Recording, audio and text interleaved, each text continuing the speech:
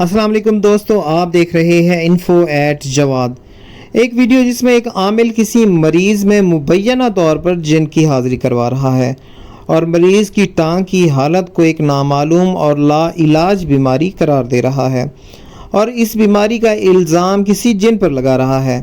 اصل میں یہ نامعلوم بیماری ایلیفینٹیاسس کے نام سے جانی جاتی ہے۔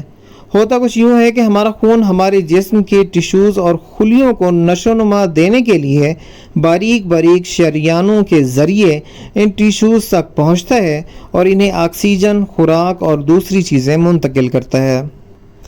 اس منتقلی کے بعد خون واپس سے بڑی خون کی نالیوں سے ہوتا ہوا دل میں پہنچ جاتا ہے، لیکن اس منتقلی کے عمل کے دوران خون میں بہت سی چیزیں جیسا کہ پلازما، پروٹینز، خلیوں کے ٹوٹے ہوئے حصے وغیرہ وہیں ٹشوز کے پاس ہی رہ جاتے ہیں۔ تو ان بچے ہوئے حصوں کو اکٹھا کر کے واپس خون میں شامل کرنے کا کام ایک اور سسٹم کرتا ہے جسے لیمفیٹک سسٹم کہتے ہیں۔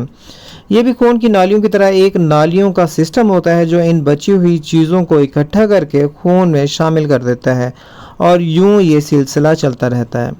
لیکن مختلف وجوہات کی وجہ سے کبھی کبھی اس لیمفیٹک کی نالیوں میں کہیں رکاوٹ آ جاتی ہے، جس صورت میں یہ لیمفس واپس خون میں نہیں پہنچ پاتا اور وہیں ٹشوز میں اکٹھا ہوتا رہتا ہے۔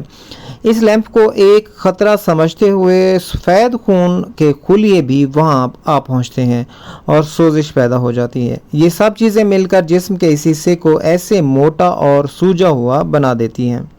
اس بیماری کی مختلف وجوہات ہو سکتی ہیں۔ ایک عام وجہ فلوریڈیا خاندان سے تعلق رکھنے والا طفیلی کیڑا ہے جو مچھر کے کاٹنے سے جسم میں منتقل ہوتا ہے۔ اس کے علاوہ اور بھی وجوہات ہو سکتی ہیں جیسا کہ کینسر وغیرہ، اور رکاوٹ کی وجہ کے مطابق ہی علاج کیا جاتا ہے۔ اس مرض سے زیادہ تر ٹانگ یا بازو متاثر ہوتے ہیں۔ اس بیماری کو جنرل طور پر لیمفوڈیمیا کہا جاتا ہے اور زیادہ بڑھ جائے تو ایلیفینٹیاسس، کیونکہ انسان کی ٹانگیں ہاتھی جیسی موٹی ہو جاتی ہیں۔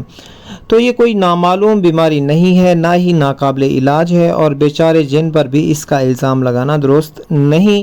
ہو سکتا ہے یہ کسی مچھر کا کام ہو۔ دوستوں، امید کرتا ہوں یہ ویڈیو آپ کو پسند آئی ہوگی۔ مزید ایسی انفارمیٹیو ویڈیوز کے لیے جڑے رہیے انفو ایٹ جواد کے ساتھ۔ شکریہ۔